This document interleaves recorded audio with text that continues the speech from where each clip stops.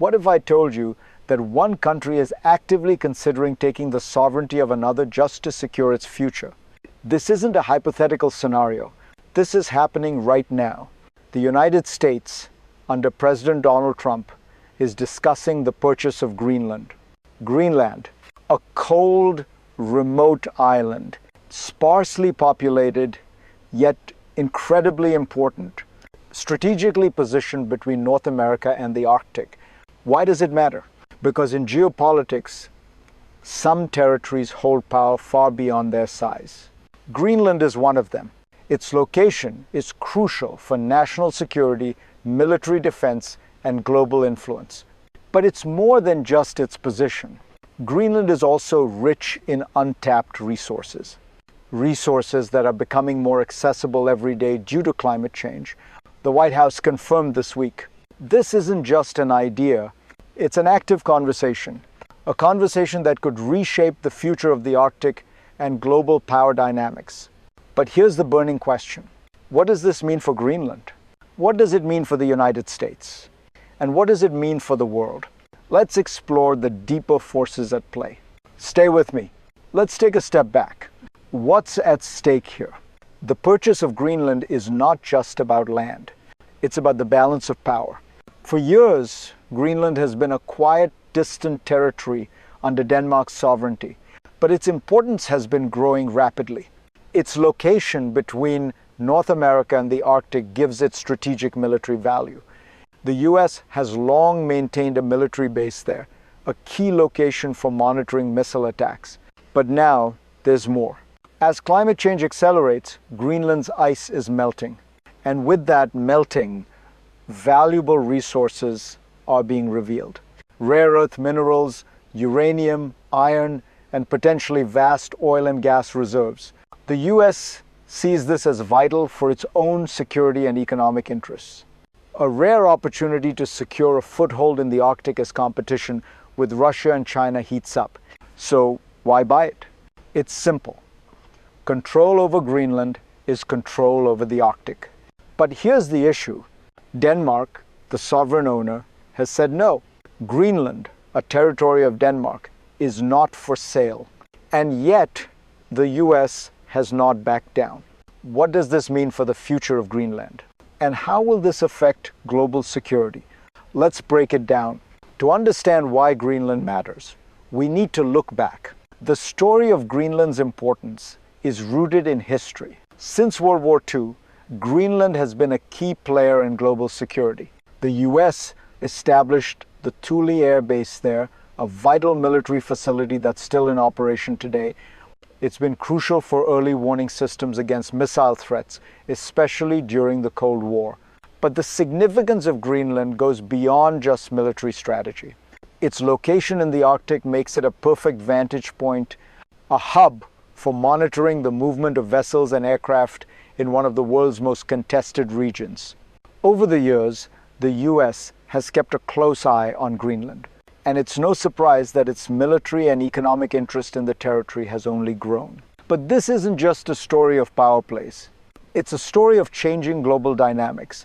With the rise of China and Russia, the Arctic is becoming a new frontier for competition. Control over Greenland could tip the balance in this high-stakes game. And then there's the issue of resources. As the ice melts, what was once buried beneath Greenland's surface is now accessible. Valuable minerals and energy sources, an economic goldmine. But this also raises a deeper question. If Greenland's value has only increased, how will the world respond? Let's explore that next. Just when you thought the tensions couldn't escalate further, they do. In 2019, President Trump made a shocking move. He publicly proposed buying Greenland from Denmark. This wasn't just idle talk. The US president's offer sent shockwaves through the diplomatic world. Denmark rejected the proposal, calling it absurd. But Trump didn't back down. Instead, he doubled down. Why? Because the stakes were high. This was no longer just about Greenland. It was about securing a future in the Arctic, a region where global influence is up for grabs. But the consequences were immediate. Denmark, a NATO ally, felt publicly humiliated. Tensions between the US and Denmark soared. European leaders rallied behind Denmark's sovereignty. The message was clear. You can't just buy a nation, not even a small one like Greenland. Yet, Trump's actions raised a deeper issue. What happens when diplomacy fails and military force is hinted at as an option? This is where things get interesting. Let's see what happens next. So, what's really happening here? Why would the US insist on this purchase despite the backlash? The truth lies in the hidden mechanisms of geopolitics. Greenland's strategic value is undeniable. But it's not just about geography. There's a larger, more complex system at play. At the core is national security. Greenland's location in the Arctic makes it crucial for monitoring the region. The US sees it as a front line in the global competition with Russia and China. In an era of increasing military rivalry, control over the Arctic means control over future conflicts. But there's more than just military positioning. Greenland's natural resources are now a game changer. The thawing ice is revealing vast reserves of minerals, oil, and gas. For the US, this isn't just about securing land, it's about securing access to these resources before others do. But why Greenland? Why not other Arctic regions? It's simple. Greenland is both a military asset and a resource hub. It's the perfect strategic point for the US to strengthen its hold over the Arctic. This is where things get tricky. The push for Greenland isn't just a matter of ownership. It's about controlling the flow of power in one of the world's most contested regions.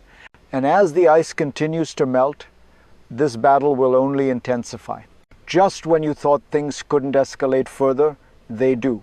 The Trump administration's actions were not limited to mere diplomacy. The conversation about Greenland took a dangerous turn. In the wake of the initial rejection by Denmark, the US hinted at more extreme measures. Military options were put back on the table. The world watched, uncertain about how far the US would go. Would they use force to claim Greenland? The answer came sooner than expected. In a separate crisis, the US launched a military operation in Venezuela. President Trump's use of military force against a sovereign nation raised alarm bells worldwide. It was a bold move, one that seemed to send a message. The US was ready to assert its power, whatever the cost. And the connection to Greenland? This military action made it clear. If the US was willing to act in Venezuela, could Greenland be next? Denmark, a NATO ally, now faced the reality that the US might pursue military action to secure its interests. But here's the deeper question. What happens when an ally's sovereignty is no longer protected? What happens when the rules of diplomacy give way to military might? Now, let's turn to the people who matter most in this story. The people of Greenland. They're the ones who live on this land, who call it home. Imagine the uncertainty they must feel. For years, Greenland has been a territory under Denmark's sovereignty, but now it's caught in the crosshairs of global power struggles. For them, it's not just a matter of land or resources, it's their very identity. Aja Chemnitz, a Greenlandic politician, has spoken out.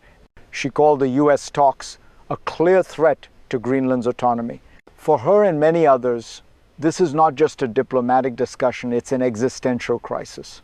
They are being told their homeland is up for grabs. And what about the everyday people of Greenland? Alekatsiak Piri, an Inuit hunter, summed it up bluntly. He said it would be switching from one master to another. For him, life under Denmark is already hard enough, but the thought of becoming a US territory adds another layer of uncertainty. The people of Greenland are not looking for a new master. They are looking for survival. Their way of life is changing, and climate change is forcing them to adapt. The melting ice has already disrupted their hunting, their livelihood. They are struggling just to hold on to what they have.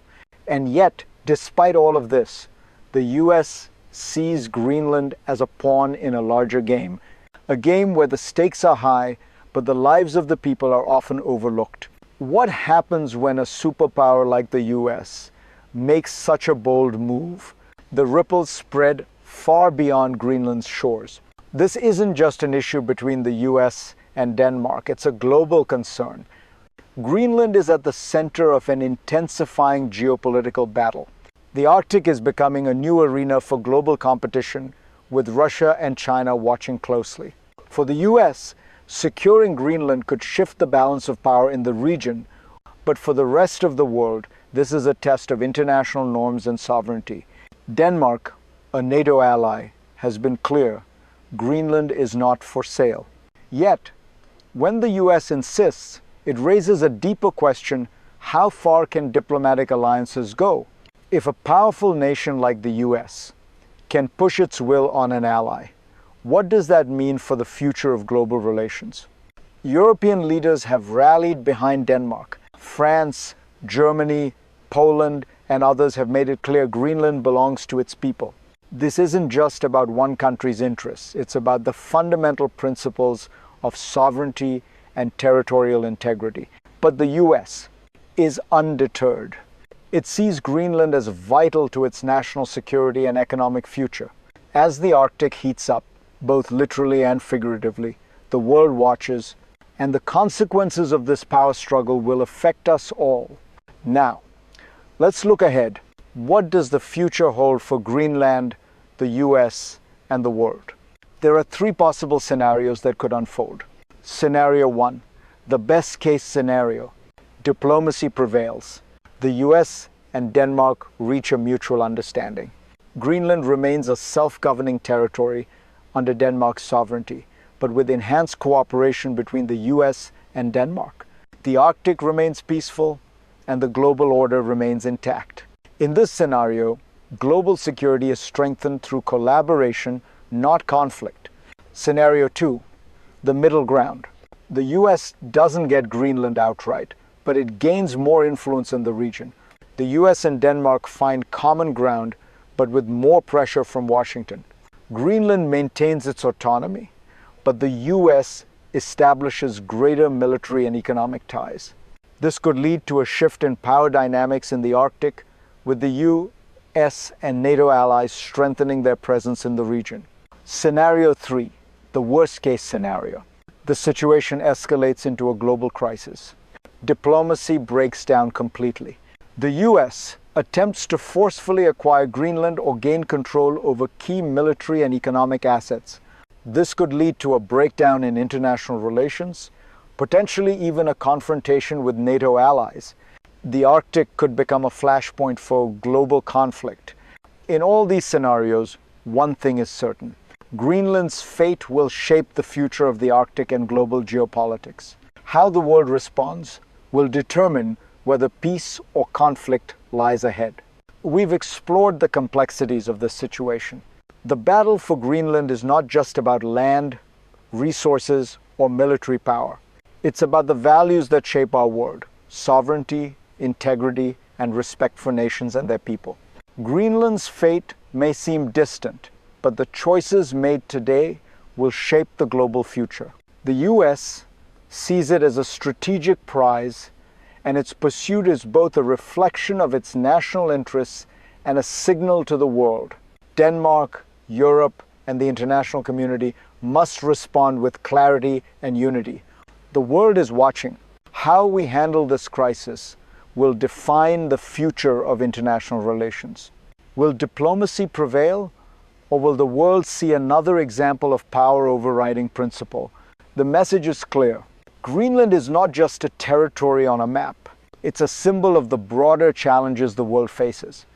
A challenge that requires careful navigation, thoughtful leadership, and respect for the sovereignty of all nations. As we close this chapter, one thing is certain: the choices we make today will shape the world for generations to come. Will you be part of the solution, or will you watch history unfold from the sidelines?